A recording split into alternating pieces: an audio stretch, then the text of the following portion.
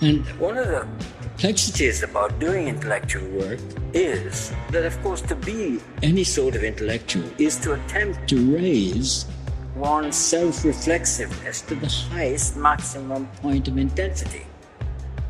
To be as aware, as self-aware about the finest movements of one's own conscious thinking. To become instantly aware of the enormous unconsciousness of what one simply cannot and will never be able to recuperate self-reflexively. It really is sort of a building a hole to like fall into, but then climb out of, and so it feels like you're getting lost. And then there's always sort of a moment where it finally makes sense and just clicks. Things are sort of have like a logic of their own. I link the experience of the subliminal to the sublime, meaning heightened, beautiful terror, experience of both extreme fear and objection with extreme beauty and sort of aesthetic delight.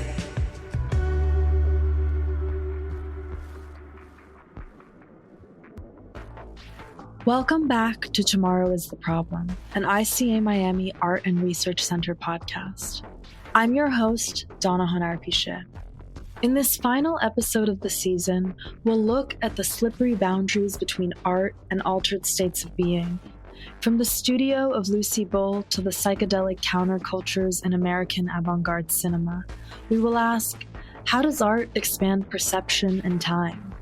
We first need to attune to the senses. I'm interested in spending a lot of time looking at paintings and how they might change over time. This is artist Lucy Bull. Her work features synesthetic fields of shape and color, filled with oily, high-contrast fractals and swirls of paint that often feel like they exceed the borders of the canvas. Bull's paintings draw you in, inviting you to another world or state of mind, reflecting an experience of seeing rather than a representation. I like to think that they are hard to describe. So rather than try to describe her pieces to you, let's pay attention to the sensory-based processes of generation from which they emerge. First, tug of war. I'll start out with very impulsive mark making, and then that's always kind of counterbalanced with more reflective manipulation. I'll start to kind of tease out certain forms or certain associations I might have, or anything that it maybe catches my eye as I'm building sort of the painting. And then I'll kind of go back into more spontaneous, impulsive mark making. So it's kind of this back and forth, back and forth, back and forth. Next, she digs. Eventually I start to even scratch into the layers. It sort of starts to pull out older texture from those beginning layers. The depth just starts to open up. And finally, almost as though a vision has come to her, Bull finishes her process of layering, scratching, and mining with an expansive canvas full of potential. Eventually it gets to a place where I have this sense that something can happen, or I'm seeing different things. I also always want to leave it in a place that is still sort of resisting any real determination, because I'm also interested when the painting can change over time. And I hope that I'll be able to enter it in a completely different way months from now.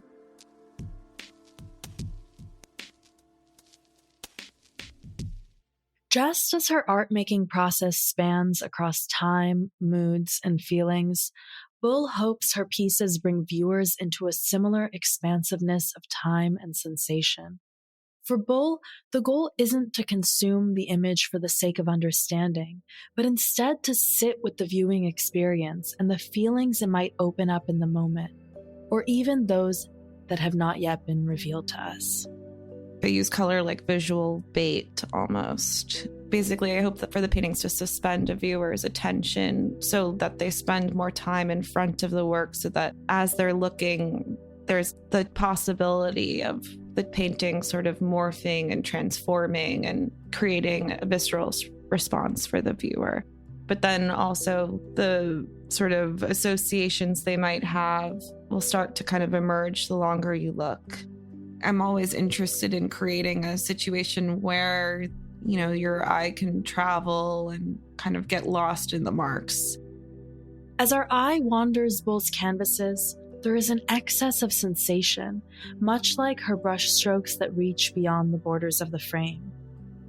Yeah, I think that there's something that really happens when you're using repetition, and it's almost like it becomes sort of this sonic landscape, because it seems like something that can continue on its own. You know, it's like living in a way. Bull's art-making process thrives in a complex ecosystem in which her perception is continually renewed.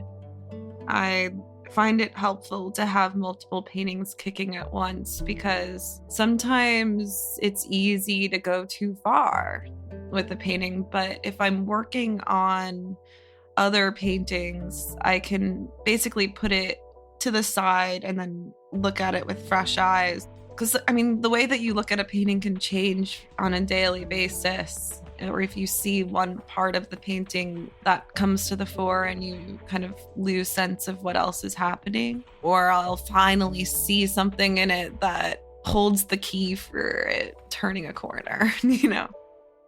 This new way of seeing extends to viewers as well, and is part of the reason many have described her work as psychedelic. I mean, that might be related to the color, but also I think the mark making, because all the repetition, they sort of start to act like fractals because there's no distinct focus. You can kind of get lost in the static texture, and depending on your distance from the work, the texture can transform and morph into different images. So I mean, in a way, I think that they're like more about seeing. The forms are sort of registering thought in their process. Psychedelics are opening up a different part of your brain. So, I mean, I think that it's like they're open in that way.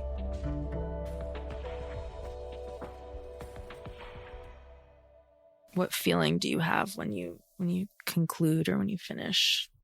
The paintings that I'm most subconscious about at the end, like there's something weird going on where I feel like I'm exposed. Those end up being my favorites. I think that's because they're vulnerable or something. I think I am looking for that certain level of vulnerability, because like if it doesn't really like mess with you at all, it doesn't seem honest or something. It's easy to make nice paintings. I don't want to make a nice painting. While Bull's paintings have often been described by others as psychedelic, she is less interested in reproducing a certain visual aesthetic as much as she is in exploring a relationship to the unknown. In her own life, much of this takes place through the images, sounds, and non-narrativity found in the works of avant-garde cinema. Sometimes I might not even be aware of maybe what is driving me subconsciously. Because like when I'm working, I'm like a completely clean slate in my head. I'm sort of getting to this sort of headspace where I feel like I'm not really thinking of anything. One point I used to like listen to this streaming channel called Cinephobe. I don't think they do it anymore, but it started in the pandemic, and they just have a constant program of different films, and they would play a lot of foreign films, and I realized that it was so relaxing to just listen to a foreign film and not follow the narrative, but just hear the kind of chatter. It was just like comforting. It's like if I start listening to something, eventually my like focus will switch to the painting process, and like I'm using a different part of my brain, I think, when I'm painting. I'm inspired by so much, and I watch a lot of movies. Moving images feel very fleeting, and there's something about being in a dark room with the colors sort of flashing, and I'm so fascinated by like certain filmmakers like Fassbinder and his use of framing. And Andrzej Zulawski, the Polish filmmaker, how he allows for sort of a story to unfold. He's just talked about not believing in beginnings or ends. But yeah, I mean, I think when I'm really interested in the unknown. And so when different forms of art sort of hold this, mystery in a way, it inspires me to find that for myself. So what about psychedelics? The term psychedelic is often used to discuss altered states of consciousness. And I think this is where we see a lot of overlap with the goals and aspirations of many artists to manipulate perception and depict altered states of consciousness, awareness, whether they be optical, auditory, phenomenological. And so I think artists and the psychedelic counterculture are similarly preoccupied with experience. This is Joanna Goss. She's a historian of modern and contemporary art, with a special focus on experimental film and video. And while the work of contemporary artist Lucy Bull shows us the way art has the capacity to enable expanded states of mind, Goss moves us towards what has historically been named the psychedelic era in the American counterculture of the 60s and 70s. I think much of the iconography of psychedelia that we really recognize today has its roots in the visual culture of specific scenes, particularly like the Haight-Ashbury scene of the 1960s. Certain underground publications and newspapers like the San Francisco Oracle, rock and roll posters that were posted around the city advertising light show concerts at venues like the Avalon and the Fillmore ballrooms. It really does have its origins, though, in a specific moment. And I think the consistent sort of through line is the ways that it's constantly borrowing from non-Western sources. As psychedelic aesthetics developed in the 1960s, avant-garde artists and filmmakers began incorporating elements into their imagery and the form of film itself. Goss locates some of these recurrent styles and movements in a key experimental film of the time, Bruce Conner's Looking for Mushrooms. The sounds you are hearing right now are from the film itself. So this is a film that he initially begins gathering footage for while living in San Francisco, and then really starts taking shape after he moves to Mexico City in 1961. The film, in part, depicts Bruce Conner's search for psilocybin mushrooms in Mexico with his wife Jean and friend Timothy Leary. And under the, leadership and guidance of an indigenous shaman who I actually identify in my article on the film as a well-known indigenous shaman who was often employed by visiting botanists and researchers, who actually showed up at Conner's door in Mexico City and offered to perform the ritual for him and his friends. Flickering between footage from San Francisco, a rural village in Oaxaca, Mexico, and bomb explosions, the film evokes psychedelia in both form and content. And much like Lucy Bull's paintings, the end product isn't so much about what it shows, but the somatic experience of producing and viewing it. So, what's interesting about Looking for Mushrooms is that we don't actually see our protagonists ingesting the mushrooms. It's alluded to. We see the mushrooms being sort of handled in a palm of a hand, and then the montage starts to sort of ramp up in terms of its accelerated speed, and these patterns and graphic matches and kind of kaleidoscopic visual effects and flicker really start to amplify. I think what the film is actually trying to do is reenact optically and audiovisually through montage and through the pairing of music and image, the inner experience, the inner state. It's something that is, by all accounts, indescribable, that is beyond language. In my work, I link the experience of the subliminal to the sublime, meaning heightened, beautiful terror experience of both extreme fear and abjection with extreme beauty and sort of aesthetic delight.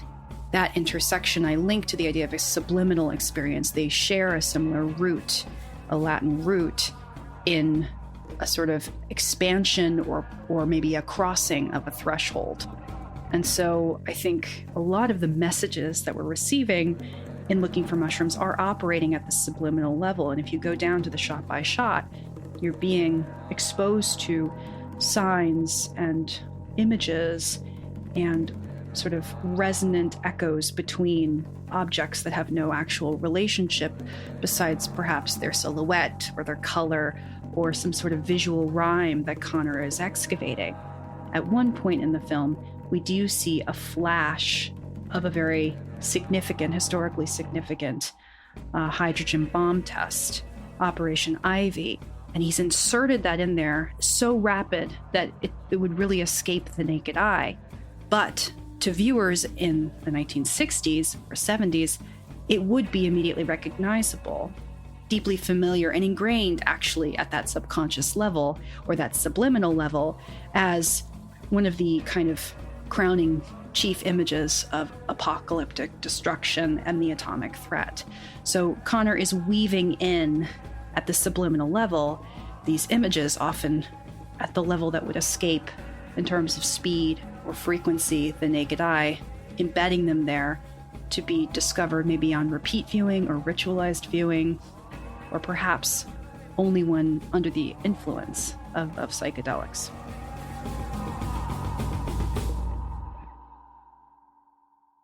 But like most other psychedelic art of the era, it's important to note that Looking for Mushrooms is entangled in a racially complex relationship between its white filmmaker and the indigenous stewards of the psilocybin mushroom. But how did artists like Bruce Conner and avant-garde cinema become entangled with indigenous culture in the first place?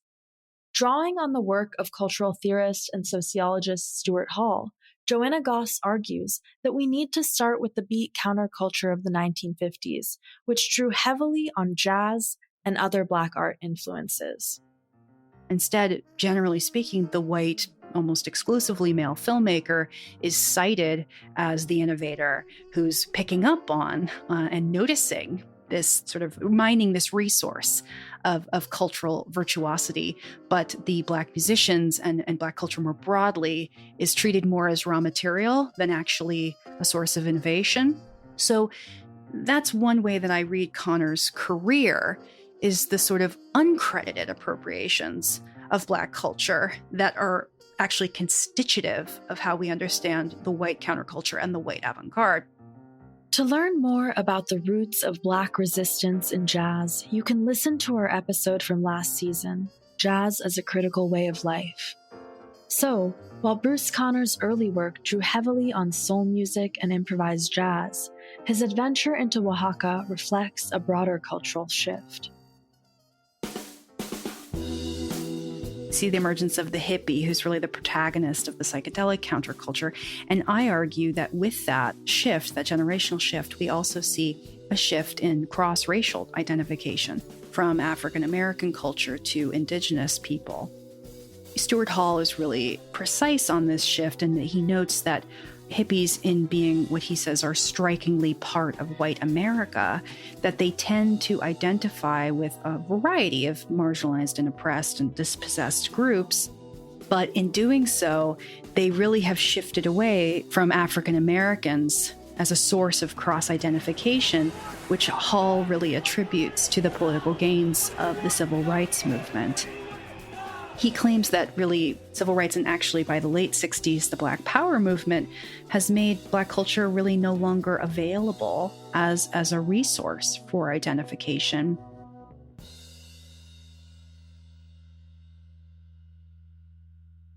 Here is archival audio of prominent sociologist, cultural theorist, and political activist Stuart Hall, whose voice you heard in the opening scene of this episode, speaking on hippie culture, the subject of John Akomfra's documentary film entitled Stuart Hall Project. We see now the beginning of a genuine underground, with a real interest in pioneering new experiences, with a real interest in developing new artistic forms. People here are in some ways right outside of politics. They're outside of the ongoing way in which the society makes its money and produces things and so on. this kind of exploration and independence very quickly becomes forms of social protest. There is an implicit anti-establishment, anti-authority, anti-adult feel within the values being carried by this tradition. It's a new kind of cultural revolution of a whole generation. You could catch it in a metaphor by saying that the Paris Revolution of May 1968 is a revolution of a dream, really. As they moved away from appropriation of African American culture, Connor and others shifted their attention to indigenous communities, which still offered an exotic experience of existing on the mysterious outer margins of society. Goss argues that through the psychedelic nature of the film, Connor is trying to identify with the other, in this case the indigenous Mazatecs. He positions himself as different, countercultural to the American mainstream at the height of Cold War nuclear tensions, centering himself and his positionality to the detriment of the Mazatecs. Obviously, the counterculture in being counter is rooted in an attempt to counteract or subvert these hegemonic ways of being, ways of seeing, ways of experiencing the world. But of course, it's also going to run up against its own roots in that very dominant culture from which it emerges.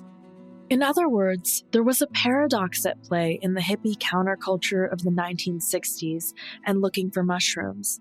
They wanted to break free of their politically and socially powerful status by embodying indigenous culture and psychedelic experiences.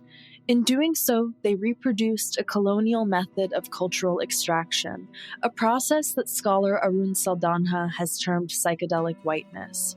But Goss argues that dominant understandings of Looking for Mushrooms don't fully account for this.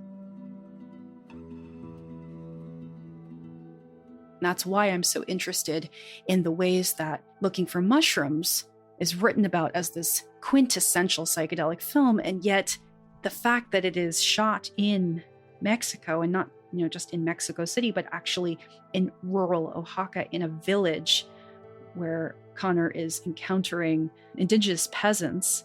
This is somehow almost an invisible feature of the film. Very few have actually commented on this ethnographic component. And so I'm very interested in how the ethnographic actually is deeply constitutive of the sort of border crossing expansion and self-discovery that Connor is embarking on through his experimentation with psychedelics.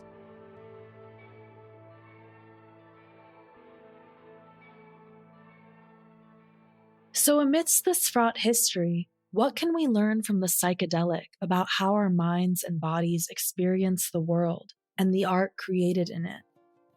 So when thinking about this intersection between psychedelia and artistic practice, I think it's more useful to think about form than it is to think about specific aesthetic or iconographic tropes.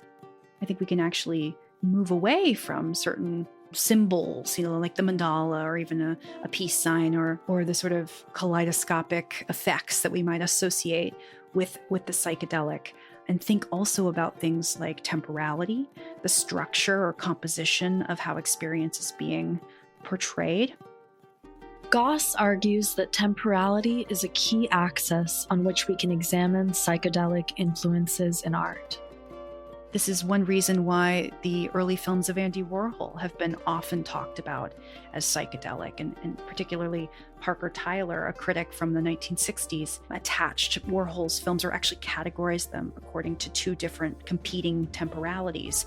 Drag time, which is this sort of monotonous, distended duration where time seems to sort of drag along like glacially, versus drug time, which he defines as this more hypnotic, sort of enhanced or altered temporality that one might associate instead with psychedelics. And I think these two modes could also be actually associated with different types of drugs, like uppers and downers, and the different types of drugs that people in Warhol's scene were experimenting with.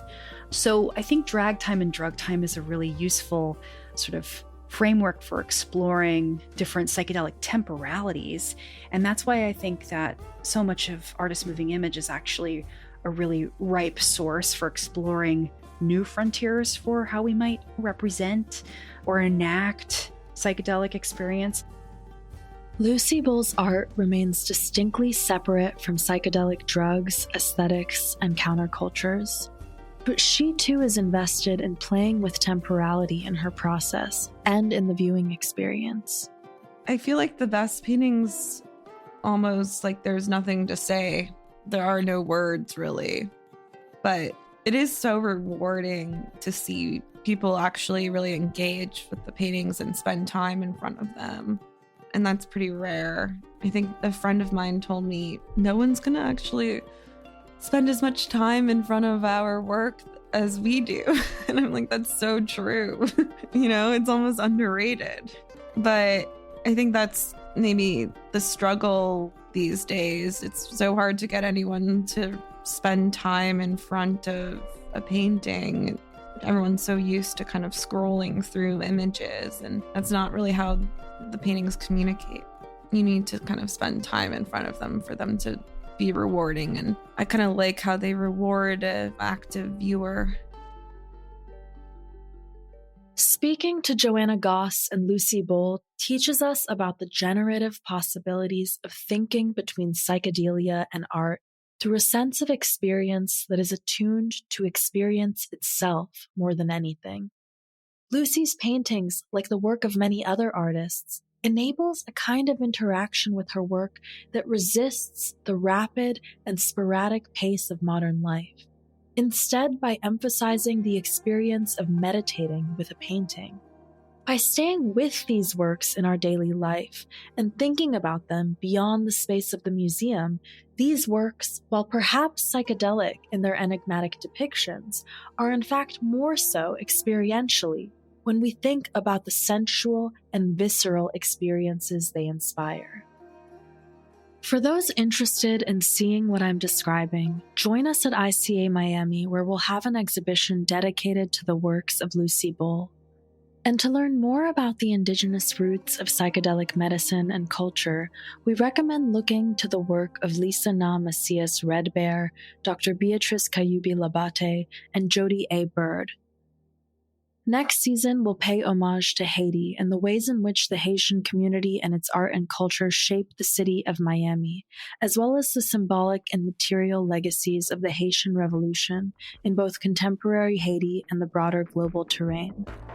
Tomorrow is the Problem is produced in partnership with Podfly Productions. This episode was written and produced by Aubrey Calloway and me, Donna Honar-Piche. Our executive producer is Jocelyn Aram. Our recording engineer is Carly Reem Neal. Our sound designer is Nina Pollack. Special thanks to Lucy Bull and Joanna Goss for joining us on the show, and to Arun Saldanha, Michael J. Kramer, and John Akamfra for research support. We encourage you to explore further the indigenous roots of psychedelic medicine and culture through the works of the indigenous thinkers referenced in this episode, as well as the works of Stuart Hall at the Stuart Hall Foundation.